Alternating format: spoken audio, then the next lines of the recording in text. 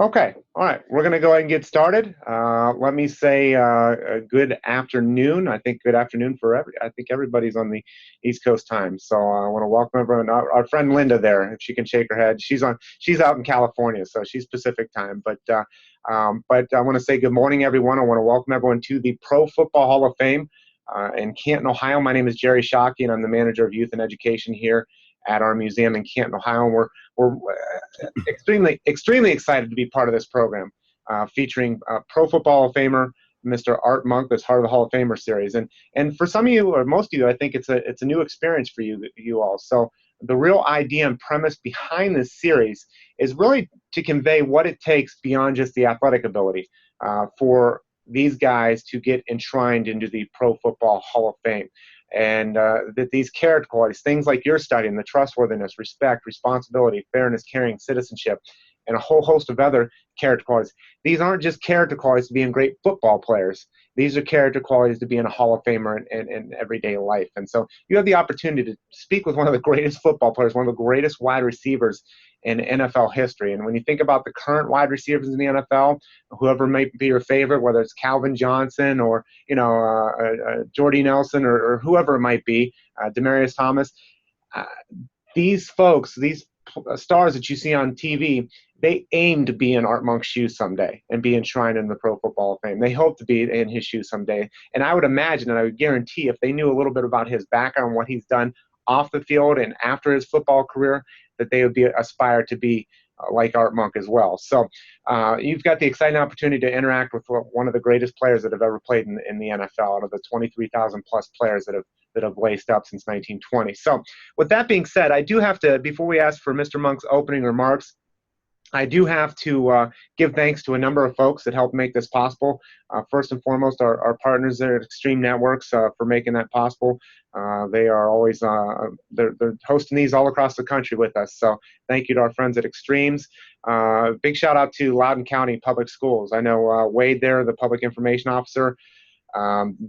Thanks for when we reached out to you saying yes to hosting this at one of your schools. And then thank you Parkview High School for agreeing to host us. I know the AD there, Jason Testerman, as well as Javier and Denver and some of the other folks that have made things possible from Parkview standpoint and leading up to this. Thank you very much. And then we also have to give a shout out to the Washington Redskins, Allie Pishing and Jane Rogers and some of the folks there.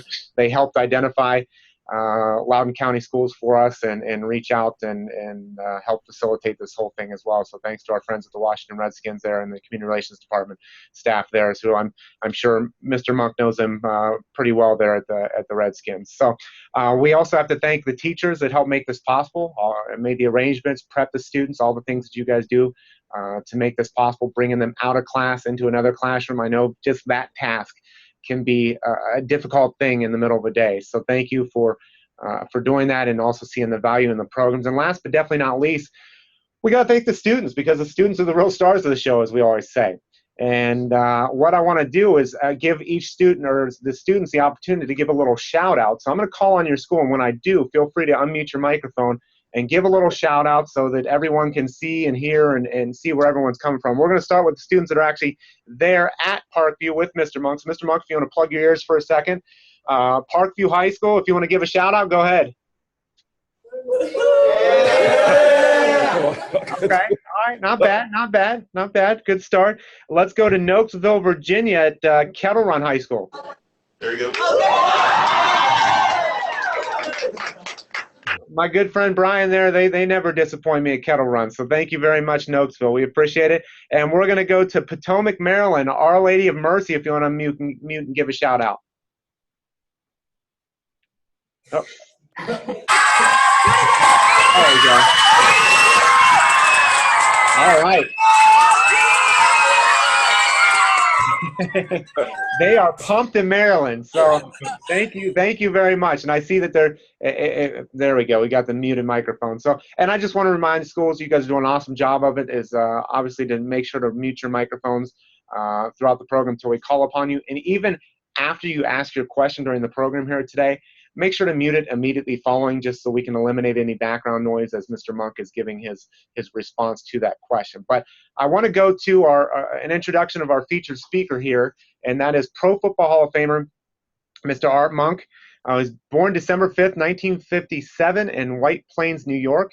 He was a first-round pick by Washington in the 1980 NFL draft. In his first season, so he started out pretty fast. In his first season, he caught 58 passes during all-rookie honors.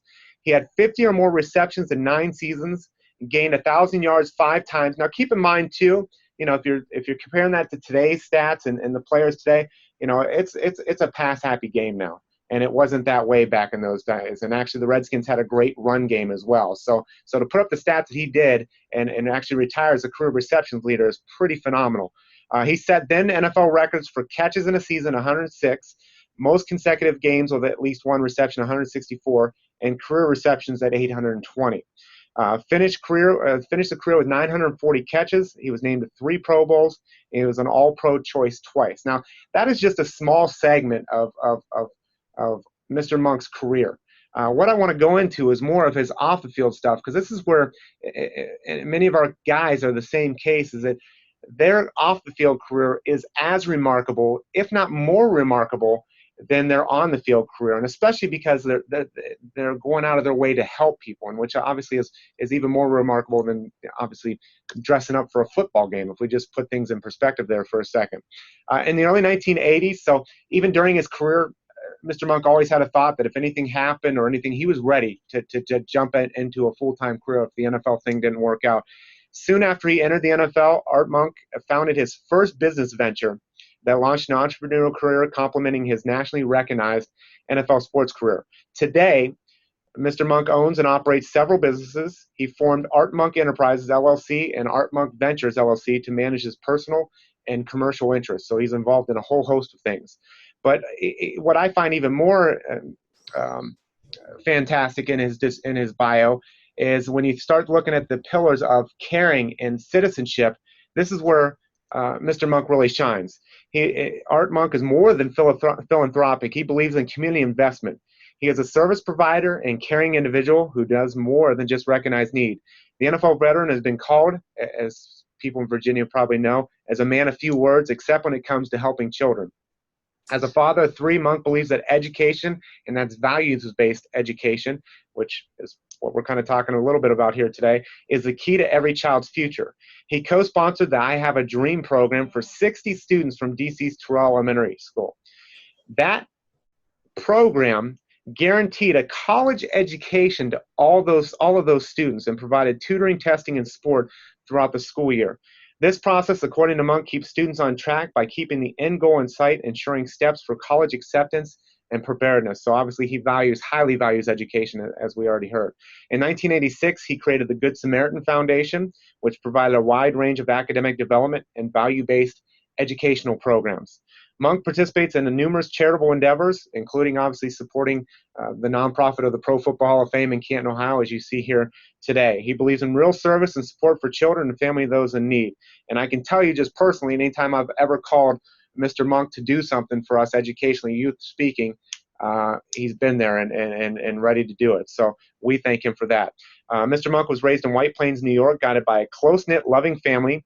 He carried these values into his own family. He has 3 children and a wife of 28 years. Now, I'm celebrating my 10-year anniversary here coming up, so 28 is quite remarkable. So that's probably one of his biggest accomplishments, I think, in life. He's an accomplished professional who values family above fame. And I want you guys to listen, really pay attention to this last sentence about Mr. Monk. According to Monk, his greatest recognition came not from his sports awards, not from his records, not from his induction in the Pro Football Hall of Fame, not from that gold jacket that he wears, but from his son who thanked him for showing up at all his soccer games. Now, as a father of 2, I can definitely appreciate that. And I'm sure a lot of the parents and teachers that are parents out there can appreciate that. So if you guys give me a second, I'm going to share the screen here, and I want to give you guys a quick video highlight of Mr. Monk.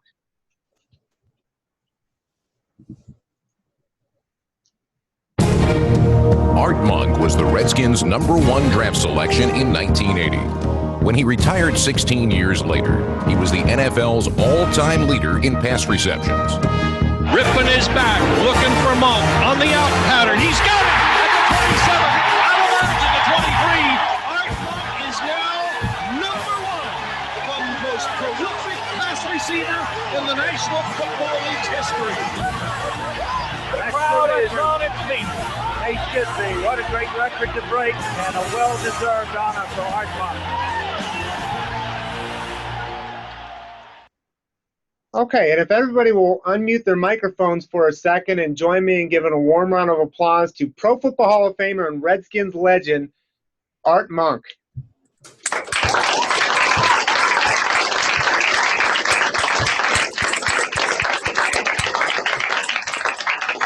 And Mr. Monk, the microphone is yours, sir, for your opening remarks. Sure, well, thank you for that great introduction. That little clip brought back a lot of memories, having been retired for several years. But when we talk about character, I first want to distinguish between one's character and one's giftings or talents. Your athletic abilities or your talents or your giftings, whatever they are, they don't really define who you are. It's just something that you do. And so you can be as the greatest athlete or have the greatest talent in the world, but unless you have the character that undergirds that sort of sustains that, then you're not going to go very far. The character is something that obviously defines who you are. It's what you believe in. It's what you stand for. It's the values that you live by. And so it's important to really work on those things at the same time that you're developing your athletic skills, because it's your character that's going to sustain everything that you do in life. It's going to carry you a long way and even beyond. But your athletic abilities, or whatever your talents are, or your abilities are only going to last for a short while. They're temporary. And so, every athlete like myself, as great as I say I was, at some point I had to give it up because I got too old or too slow, or the younger guys behind me came in and were doing a better job to fill my shoes. So at some point you're going to be asked to step down, to step aside. And it's at that point, then what are you going to do? And so if you've exercised poor character, and not very many people are going to like you. And so they may tolerate you because of your achievements on the field or whatever your abilities are. But once those are gone, then you're pretty much, no one wants to be associated with you anymore. But if you've exercised good character and good qualities in life as a person, then people are going to really like you for you, whether you're a good athlete or not. So at that point, when you're asked to not perform anymore, or when someone else is filling your shoes, people will still embrace you. People will still want to be around you. People will still want to be associated with you because they've liked the way that you've conducted yourself as a person. And so if you can understand the kind of the difference there, I think it will really carry you a long ways in life. All right, thank you, Mr. Monk, and we're going to go to the Q&A portion of the program, and we're going to start in the order. We're going to go, just so you guys know, we're going to go in the order of Parkview, Kettle Run, Our Lady of Mercy, and we have not heard yet from Youngblood Intermediate. So while you guys are doing this, I'll check behind the scenes with them and see what's going on. But we'll go in that order. And again, just a reminder to mute your microphones, unmute, and then mute them, and have your students ready as the school in front of you is asking a question. Make sure you're ready to ask the next question. So we're going to start the program there with Mr. Monk, and I think there's going to be a student that will either stand up next to him or close to him from Parkview, and go ahead with your question. And if we can't hear it, I'll ask Mr. Monk to repeat it. I'll repeat it. Hi. Who are the best leaders you played with and why? Who are the best leaders that I played with and why? Guys like, I guess my teammates, Darryl Green, Charles Mann, Monty Coleman. They're all great athletes, and of course I played with a lot of great athletes, but I think those three for me are the most enduring to me because of kind of what I just said. They were great athletes, but they're also great human beings. They were family oriented. They loved their family. They loved their kids. They were devoted to them, very community service oriented. So it wasn't just about themselves. It was about extending themselves into the community, helping needy children from whatever need, whether it was providing food or clothing, education. They always went outside of themselves for the benefit of other people, not just were concerned about their own life and their own, performance on the field. Okay, thank you very much. And we're going to go from Parkview to Kettle Run in Noakesville, Virginia. Go ahead, Kettle Run. What was your most memorable experience as an NFL player? I think you just saw it, that little video clip. You know, coming out of college, being drafted into the NFL, playing with the Redskins is obviously a great honor for me. And I never imagined that I would ever achieve the success that I had on the field. But I was able to do so and to achieve a mark that very few people ever get to achieve, and that's being a leader in their particular category. For me, as a wide receiver, catching the most passes. So that moment that you saw there, that little video clip, when I became, you know, the NFL's leading receiver, was just, it was just a fantastic, you know, moment for me, one that I would never forget. Great question there, Kettle Run. And we're going to go to Potomac, Maryland. Our Lady of Mercy, if you want to unmute your microphone and go ahead. You always seemed so humble when you scored. Why do you think you are as humble as you are? What do you think of players who do crazy victory dances in the end zone?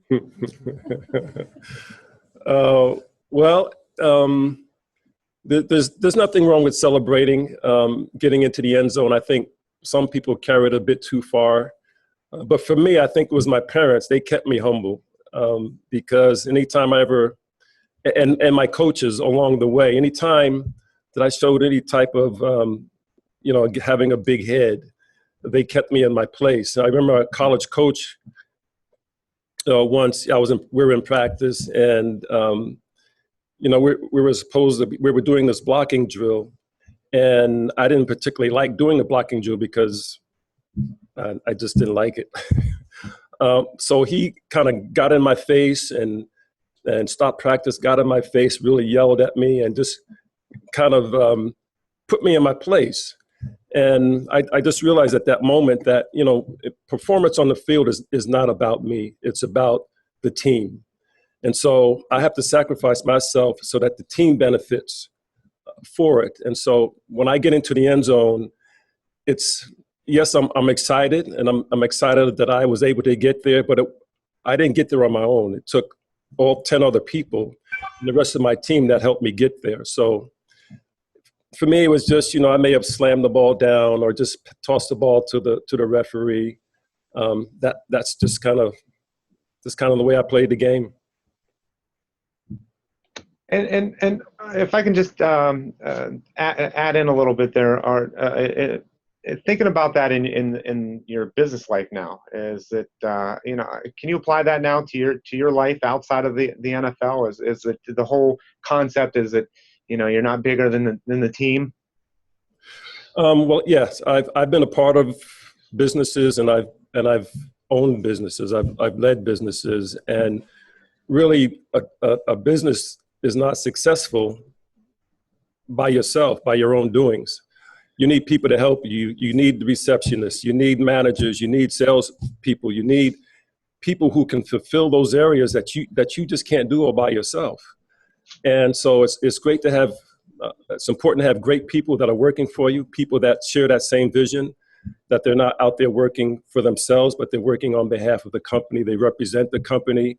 So that also means not just in their performance, like we talked about early, but it's how you conduct yourself as a young man, as a young lady, as you go out and represent the company, because you're not out there representing, it's not about you anymore. Again, it's about the team, it's about the company, and how you act reflects the company or the team. So it's important that we have great people that are not just talented, but they know how to, great character people who know how to conduct themselves out there. Thank you very much. And I think, and let's check here if they can unmute.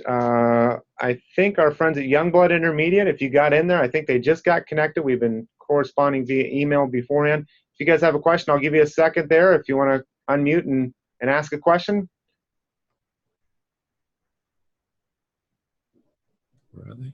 All right. Oh, there we go. Nice enough. If your career in the NFL wasn't possible, what would you do? What would be your career? I'm sorry. Look closer. Look closer. Look closer. Yeah, can you say that again? Like if you had a job as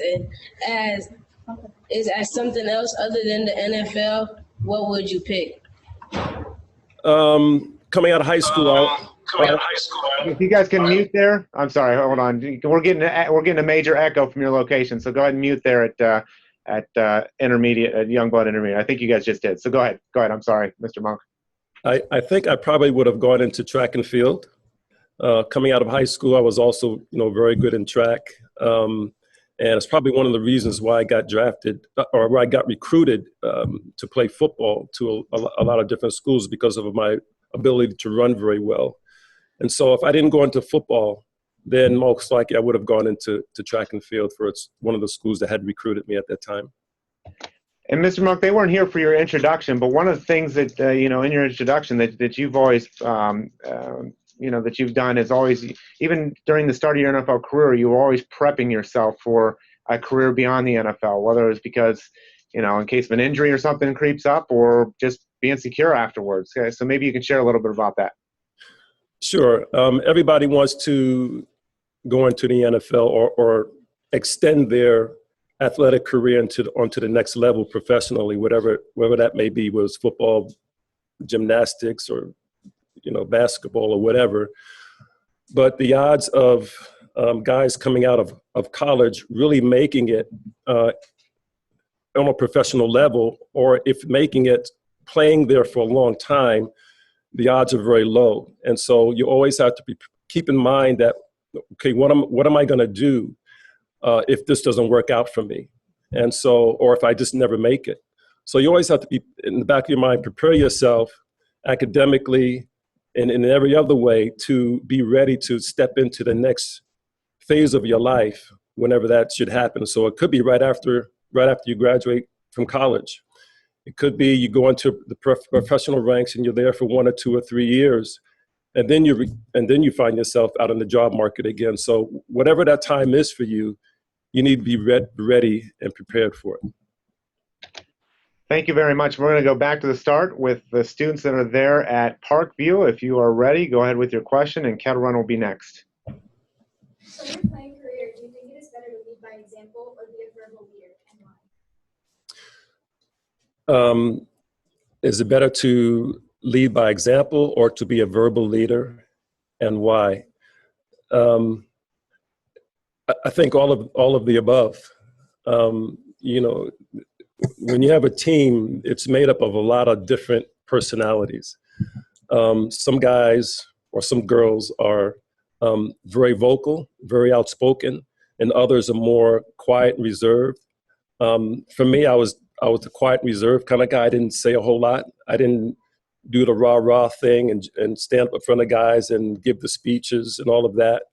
But guys respected me because they knew I was prepared. I worked hard during the week, and they saw that. And I led by example rather than leading by speaking. So for me, leading by example just fit my personality. But whatever your personality is, you need to use that, because you need all the various aspects of it. You need guys who lead by example. You need guys or people who lead more from standing up and being vocal. And standing up and we've had guys, I won't mention any names, but I mean, they were, slam lockers, kick chairs. I mean, it was just, and yell out profanities, which is, I'm not encouraging you to do that, but you need all aspects. You need guys who really demonstrate their commitment, because that's just the way they know how to express it. And so that's good for the team, because, okay, we know that he's ready. And then the other guys are more, they just stand up and give the speeches about, okay, guys, we need you to focus. We need you to concentrate, put on the field today what we practiced all week. We need those kind of guys. And then we need guys who just kind of sit back and, just kind of, they don't say much at all, but they're ready because of how they demonstrated themselves in practice and how they perform on the field. That you can depend on them. So I would say all of the above. And Mr. Monk, you touched on a word that I think is so crucial for these young people to understand about and I think it's so crucial to success in life and just being able to achieve things in life. And you used the word preparation. I think that's one of the things that separates our Hall of Famers from good football players in the NFL is their not only just their preparation, but Vince Lombardi once said it's the unique preparation. And Marv Levy just recently used a quote in one of these broadcasts coming up is that it's not the will to win, it's the will to prepare to win. Can you talk about preparation both from your football career as well as your business career, how important that is for both of those? Yeah, I mean, that's a great question because, most young athletes think because they're talented, they can run fast, they're strong, they can catch, they can do whatever that their gifting is, that's all they have to do. They can just go out there, don't have to practice very hard and just perform well. But that's so wrong. I was fortunate, and that's the attitude I had coming into the NFL. I didn't have to work hard. I can just go out there and you're young and you're vibrant and you feel like you can do anything. But fortunately for me, I was drafted into, if you guys don't know this, but the Redskins at that time the players were considered as the over the hill gang. They were old. They were just old, rusty, crusty veterans that, they had beards, they smoked cigars, they were just, but when it came time to go out and practice or perform, they were very serious. And so me coming in as a young pup, they made me prepare. So I couldn't just wait for practice to go out for practice. I had to go out early. They pulled me out early before practice and we ran over drills. And of course, during practice, we had drills and they made me stay after practice to perform drills. And these aren't the coaches now, these are the players. They made me do this. And so they really conditioned me how to really prepare myself. And when the season was over, it wasn't about just, going through the normal routine of, jogging around the neighborhood or lifting a few weights. I mean, they were serious. We did some heavy training. And so it wasn't just an in-season thing. It was a year-round thing. And so it took me a couple of years to really kind of understand that and get it down into who I was, to really start doing that and realizing the benefits of it. And I tell you, if I hadn't have done that, my career would not have ended up, the way that it did. And so I'm grateful to a bunch of old, rusty veterans who kind of showed me the way on how to do things. And so it's important now that we got to kind of get you guys to understand that as well, that it takes a lot of preparation to be good at what you do. You don't want to be just average. You want to be above average. You want to exceed above what, the other receiver is doing on the other side, or what the other basketball player is, at the other guard in basketball is doing. You want to distinguish yourself from everybody else by showing that you're in shape, that you're in condition, and that you're well ready to be prepared for anything that can happen and excel at it. Thank you very much, Mr. Monk. And we're going to go from Parkview to Kettle Run. Kettle Run, if you want to go and unmute there and ask your question, and Our Lady will be next. What was your first feeling when you were selected in the Hall of Fame? My first feeling when I was selected in the Hall of Fame, it's a feeling that's really just indescribable. I didn't know how to act. Most people would, jump and scream and get excited, but I just kind of sat there and just had to digest it. I didn't come into the NFL saying, okay, I'm going to make the Hall of Fame. I'm going to work hard to be a Hall of Famer. I just wanted to make the team. I just wanted to play well and to be accepted and to perform well and to do my job. And so at the end, when it was all over, when they kind of gave me the nod saying that I made the Hall of Fame, it was I don't know how else to explain it. It was just a special moment where I just kind of reflected back on all those years of the hard work and the training and the sacrifices that I had to make and that my family had to make because of the time that I was away from them, either for during training camp or the times that I really had to go out and practice. And so it was a great moment. Thank you very much, Kettle Run. And we're going to go to Our Lady of Mercy of Potomac, Maryland, who is making me seasick right now, moving their camera all around. Did you ever lose faith in yourself or doubt yourself during your career? And how did you help yourself and your teammates when it happened to them? That's another good question. Yes, I did lose faith. There was one year, 84, 85, around there, somewhere around there, where I just couldn't catch the ball. I was known as a great receiver. Obviously, I can catch anything that came near me. And for some reason, this particular season started in training camp. I had trouble catching. I mean, the ball could be right in my hands, a 5-yard pass, and I drop it. And it just became very frustrating and very disheartening to me. I just felt like I was not only letting myself down, but letting the team down by not performing very well. And I remember one time after a game, I had dropped a couple of balls in a game. And that the next week when we have to watch film the next week of the previous game. So before the meeting, Coach Gibbs, thank God for him, he pulled me out and said, "Hey, look, we know you're struggling. We know, that you're having a hard time for some reason catching the ball here, but we want you to know that we're still behind you, that we're still going to put you in there. We're not going to pull you out. We're going to put you in there. We're still going to count on you." And for me, it did a lot for my self-esteem at that time, but also showed me what kind of person, what kind of character we had as a head coach as well, for him to say that. But, I still struggled that year regardless of that. But I continued to work hard. My teammates continued to encourage me. But for some reason, I just struggled for that one year. The next year, I continued to work hard and practice and train and do all of the things that I normally did. And that it came back. So fortunately it came back, that my hands came back. But it was a tough time to get through, but I still had the support of my team and most importantly, the support of my head coach.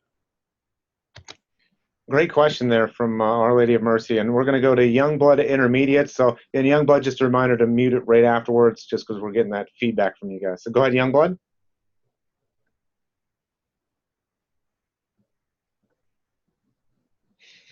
I see the teacher coming up front. Is the microphone on? There we go. Is the microphone? There we go. Speak nice and loud. Speak nice and loud. Did you ever get nervous before you play? Okay. Yes, all the time. In fact, getting nervous is a good sign. It means that you're ready. I mean, that you've prepared hard and you've worked hard, and you're just, well, let me step back. There's two types of being nervous. There's one that means that you're ready and you're excited, for the game to start and to perform. And there's also nervous of fear. So having nerves of fear is not good at all, because that's only going to hinder your performance. You're not going to play well when you're afraid to go out there and do your job. But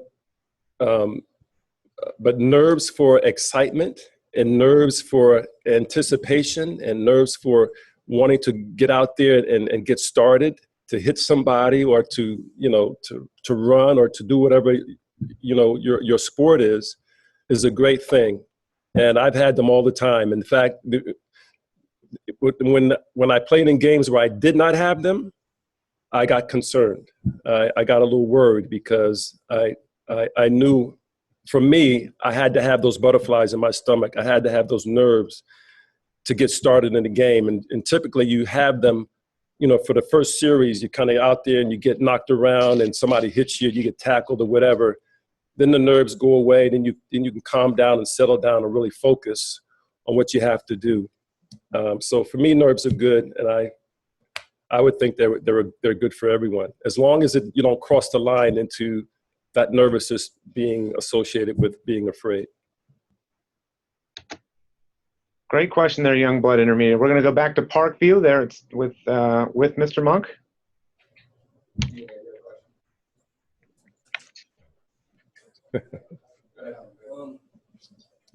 As a leader and a player, what were some of the biggest challenges you faced, and how did you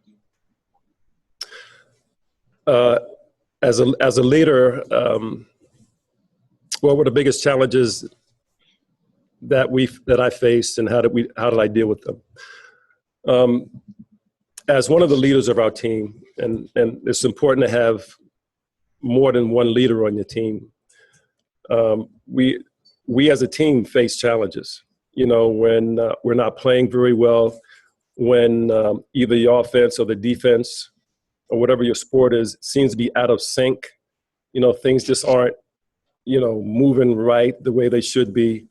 And when you're down, when you're losing, you know, when there's not much time left on the clock, when one of your best players is out because of an injury, he got hurt or something, there's always going to be a roadblock. There's always going to be a challenge or a hurdle that you're going to have to overcome in order to continue to do well and to hopefully win the game.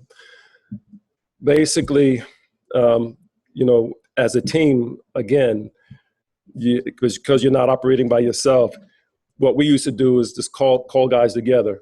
Like I would call the receivers together, and you know, Darryl would call the defensive backs together, or quarterback would call maybe the offensive unit together, or the coach would call guys together and just kind of say, hey, look, guys, this is where we are. You know, this is what we're going to have to do from here on out. We're going to have to make these adjustments. You know, we're going to have somebody stand up and make a big play. And that's really what it boils down to is for guys for somebody out of that group to stand up and lead the way. And this is what we talked about, leading by example, where guys, we don't need you to talk right now. We just need you to show me that you want to win this game. And so we need guys to stand up and lead by example, take charge, make things happen, make the big play, make the big catch, make the big run, make the big shot or the big hit or whatever it is that you're doing to get the team kind of back on track. So basically that's what we had to do. And Mr. Monk, I focused in on one particular thing because it strikes with me as you talked about evaluating as well, and that's something I think it's important for students to recognize is the importance of evaluating your performance, because on the field, or maybe you got to be on a test, you know, evaluating performance, or maybe you didn't close the deal on a sale or something like that in your business. And how important is evaluation and what you do, both as a team but as an individual? Well, I think it's important. What we see in a lot of guys, maybe not a lot of guys, but some guys today, is that they think that their stuff doesn't stink. They think that, you know, they're the best things in sliced bread. No matter what they do, you know, it's, you know, they can just go out there and do it. But when things aren't going right, you know, it takes a real man or a real woman, a person of character to say, you know what, things aren't going well. Let me look at myself. Let me evaluate myself. What am I doing that could be the cause of maybe us losing or not performing well? So a lot of times you have to kind of step back and say, okay, let me evaluate my own performance. Let me evaluate my own training. What am I doing that is not allowing me to, you know, get over this hurdle, or it's hindering our team's performance? So it's important that you always evaluate yourself, point the finger at yourself, and not always point the finger at somebody else or blame somebody else for things not going well. Perfect. Thank you very much, Mr. Monk. Let's go to Kettle Run. Was the fame ever too much for you, and how did you handle it?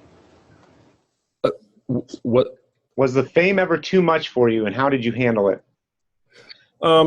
No, the fame wasn't too much for me because I never allowed it to be too much for me.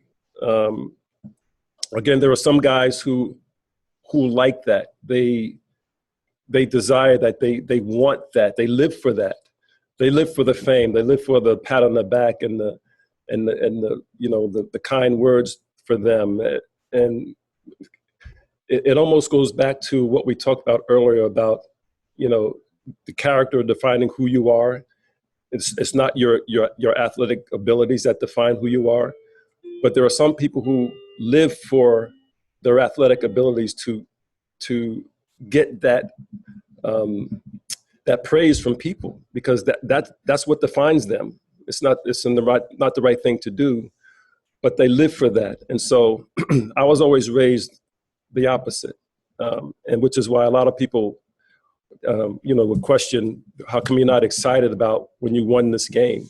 Or how come you're not showing excitement when you won a game, or when you got elected to the Hall of Fame, or when you made the Pro Bowls? Because I realized really it's not about me, and I'm not living for the accolades that man gives me. I'm not living for the pat on the back, or for someone to speak highly of me. I live for a different set of values, and so those are the things that I get excited about. So when it comes to being getting nominated to the Hall of Fame, which I was excited, yes, I was, and very appreciative, but but making it to the Hall of Fame didn't define who I was as a person or my character as an individual. So you got to just learn how to keep things in perspective.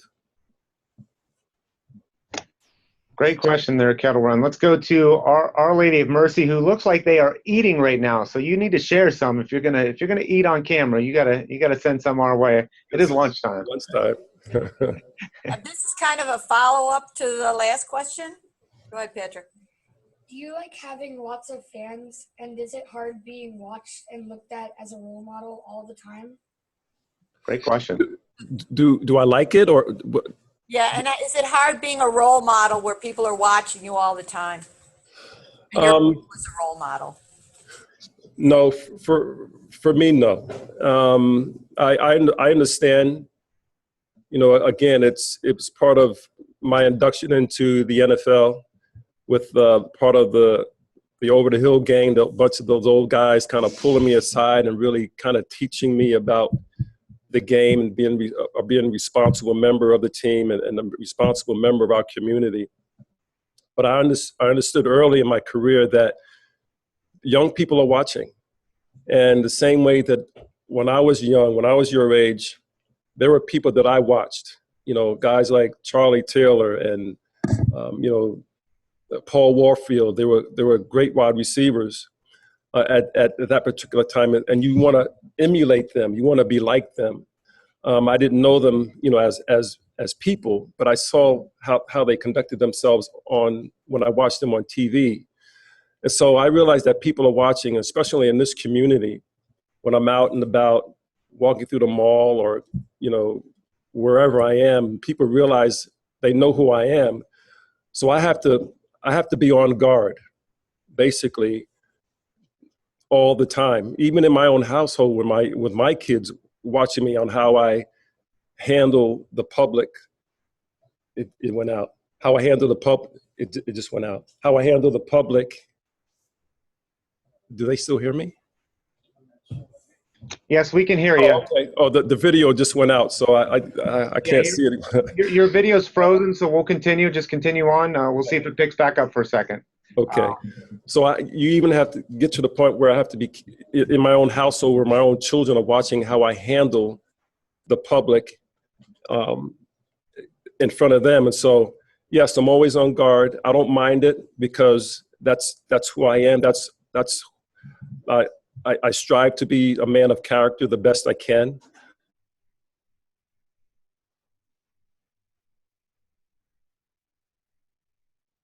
Whoop, and we lost them. I'm going to give all the other schools. It looks like they're having connectivity issues on that end. So let me call them. Kettle Run, if you can hear me and see me, okay.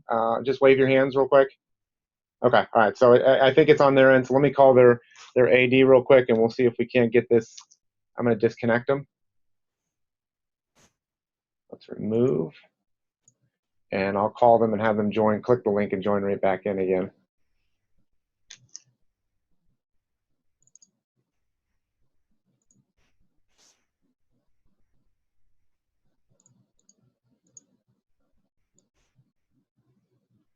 Okay, let me call them.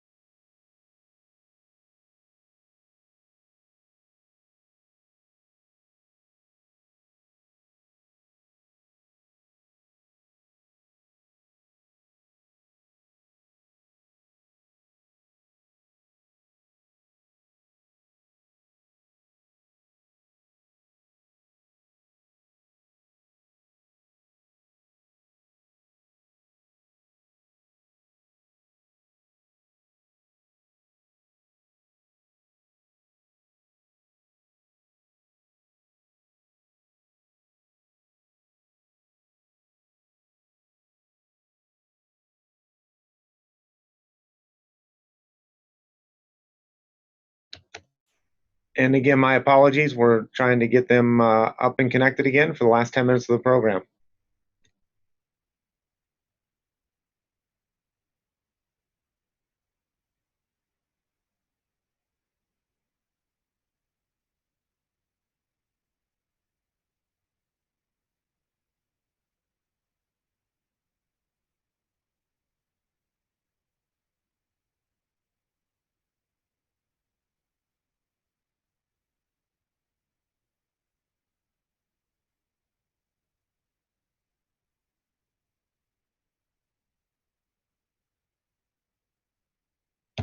Okay, just talk to them, and they'll be connected back here in less than a minute, probably, hopefully.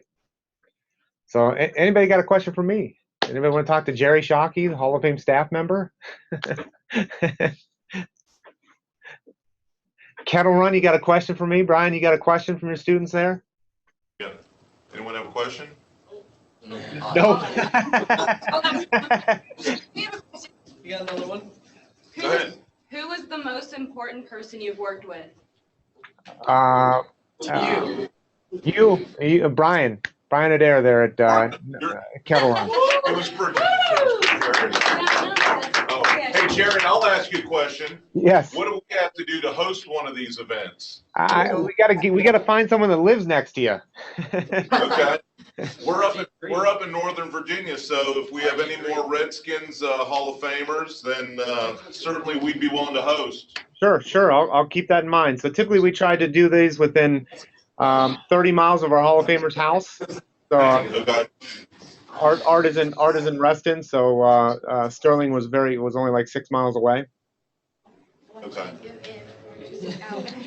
Nice lunch. Yeah. We'll do what it takes to get them there. I have a question.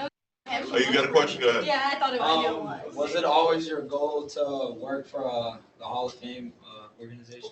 No, that's a really good question, because I mean how cool is I got to brag for a minute about my job. I mean, I get paid to connect Hall of Famers to you guys and work with Hall of Famers. So the Hall of Fame wasn't always the place that I wanted to go for. Actually, I was a sport business major in college, and I was going to work for a professional team, starting off in ticket sales and entry-level sales, and the job opened up here in Canton. I'm from 15 miles away from Canton, and I applied for it 15 years ago. So luckily got the job. I walked across stage. I went to the University of Mount Union in Alliance, Ohio, who we always play in a national championship game at Salem, Virginia for Division III football. So we're always in your neck of the woods, typically, at least in your neck of the woods state-wise.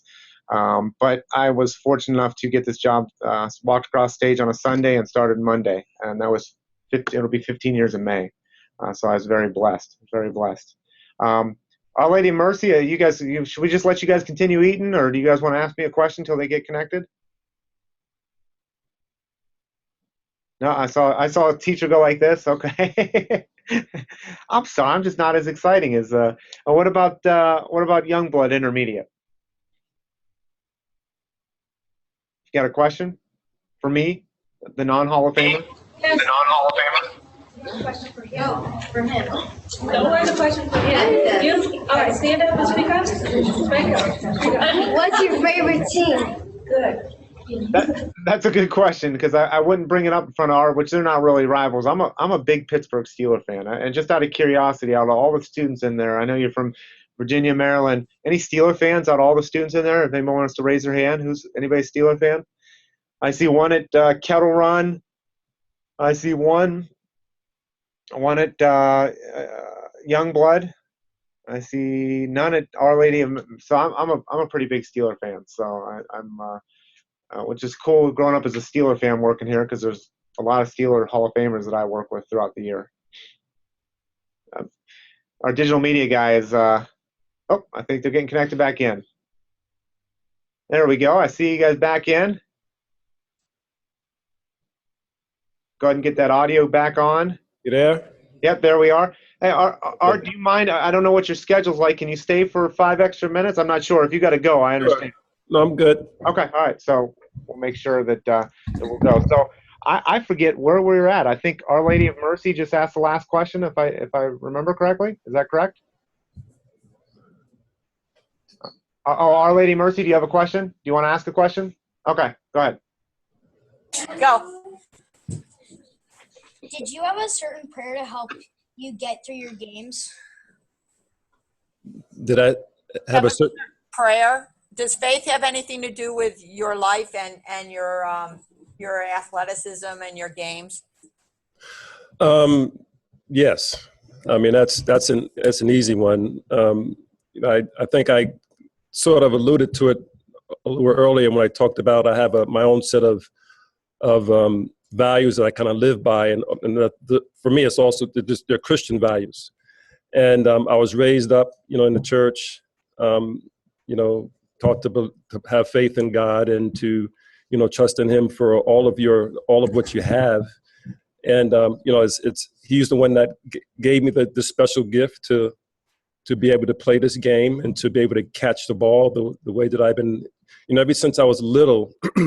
I knew that I knew that I was going to do something with my hands. I didn't know what it was, but there was something about me and my hands that I just knew that they were gifted in some way. And I had no idea it was going to lead me into athletics, but I just realized that faith is an important part of who I am and what I live by the principles of God's word and what He teaches us in the Bible. And so those are things that I've handed down to my kids on above anything else. That's how I live. Those are the values that I live by. We talked about values as being part of your character. And so, yes, absolutely. That's an important aspect of who I am and what I stand for and what kind of supported me in my efforts in playing in the NFL. In fact, even Joe Gibbs, we would always, most teams do, they have a prayer before the game, but he took it even to another level where, it was important for him it was important for Joe Gibbs, our head coach, to not just have talented athletes, but he wanted men that he could trust, to be responsible with their performance on the field. And so we had Bible studies, we had, those type of things that really kind of taught us how to live, how to live as responsible people in our communities, as good citizens, being respectful, going down these pillars here. We learned all that. And, I think some of the teams now, they have character coaches, they label them character coaches. But yes, that's an important aspect of, I think, athletics. And I think, the guys who really kind of buy into that are the ones who end up really being the most successful in the long run. Thank you very much. Great question there, Our Lady of Mercy. Let's go to Youngblood Intermediate. Youngblood, if you want to unmute there, and back to Mr. Monk's question. They asked me a question while you were on break there. Oh, okay. Wasn't as exciting though. Did you answer it? I did. Did you answer it? What kind of student were you, and did you ever get in trouble? If so, what was the cause?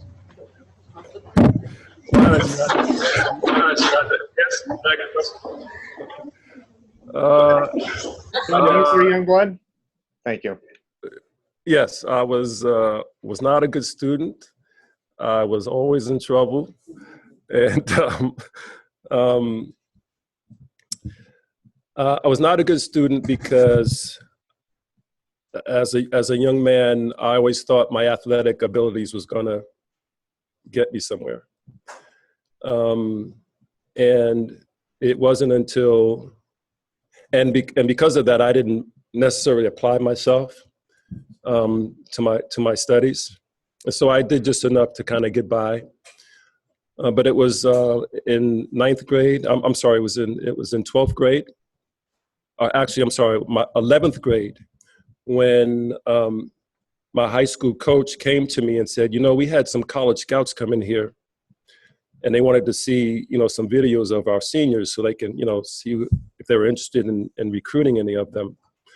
And while they were watching the films, they pointed to you and said, "Who is this guy?"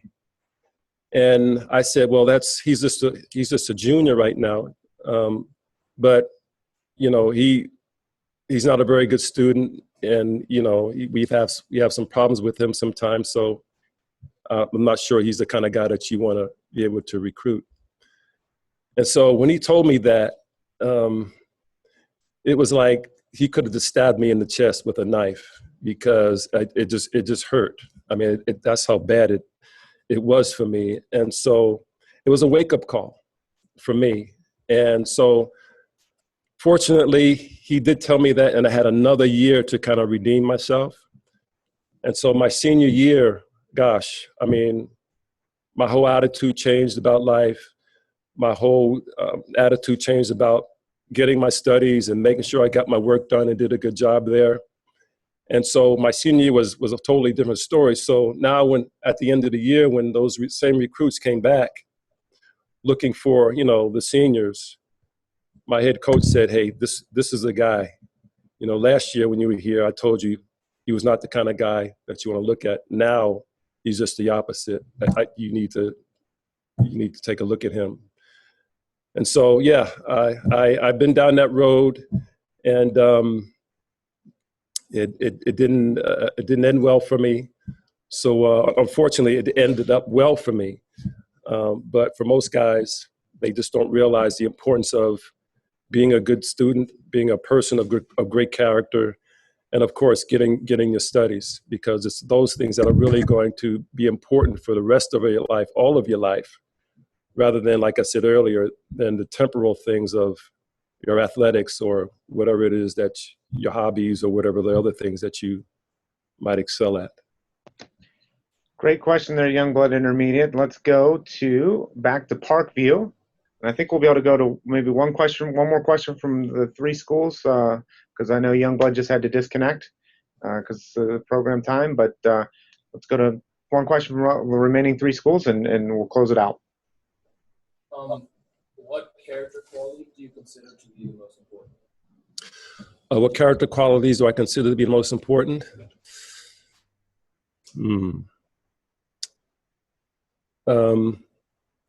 Well, I was going to say character. Gosh, that's a tough question.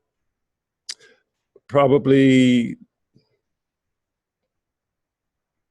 it's hard to just name one, because really it takes more than one to really become the person that you want people to really know, to respect you for.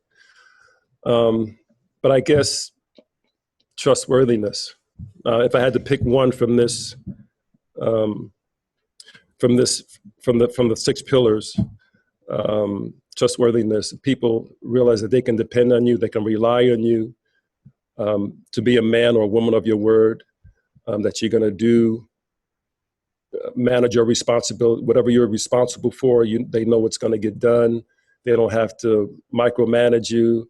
They don't have to keep asking you questions. Where are you with this? Or did you do it?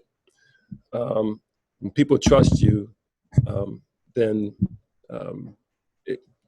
it can take you a long ways. I guess it's my best answer for that, I guess. Oh, great answer, great response. Let's go to Nokesville, Virginia, Kettle Run. What kind of things did you have to sacrifice in order to be a successful athlete? What kind of things I had to sacrifice? Time with my family. The junk food that I love to eat. I love junk food, but to have my body perform at a top level, I had to sacrifice a lot of cakes and cookies and those kind of things, and supplement them with stuff that was boring, didn't taste very well, but it helped my body to perform to the level where I needed it to. And so probably those type of things. And of course, with my family, of course, being away from them for periods of time, the training camp, like 6 to 8 weeks. And of course, being away on the weekends when we have to travel for games, being away from my kids, especially when they were young. Those are the kind of things that we typically have to sacrifice for our families. But I think, when it's all over, typically when I'm home with my family, in any case, I make it up. So come home from practice, I may be tired. I still spend time playing with my young, especially when they're young, playing with them, reading the bedtime stories, putting them to bed, those kind of things. So you have to kind of learn how to make up for the sacrifices that you have to do when you become, I guess, an athlete on this level. Another great question there, Cattle Run. Let's go for the last question of the program to close out the program. Then we'll ask Mr. Monk for any closing remarks. Let's go, Our Lady of Mercy. You are in the meeting now. Thank you very much today, and we learned a lot today. Thank you! Sure. Well, thank you. Thank you for being a part of this Hall of Fame series and for tuning in today. And I'm glad to have been a part of this. I guess they didn't have a final question, just a final comment. So if you have any final comments that you'd like to share to close out, Mr. Monk? Sure. I mean, I want to congratulate you and encourage you to congratulate you on your endeavors, both academically and athletically. Encourage you to keep working hard. It's not easy to becoming great.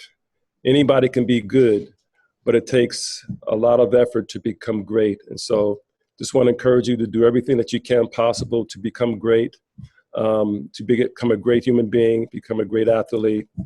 Again, those kind of things will, the rewards from those things will also be great, and it'll take you a long way in life.